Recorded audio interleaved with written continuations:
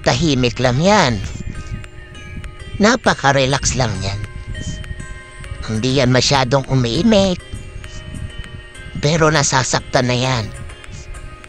Alagaan mo yung ganyang tao.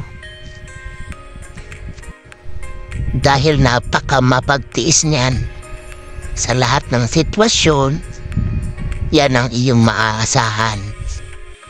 Lalo na sa kahirapan, siya ang iyong magiging karamay. Huwag masyadong mapaganap. Kung sino yung nandyan para sa'yo, siya na lang lagi dapat andyan sa tabi mo.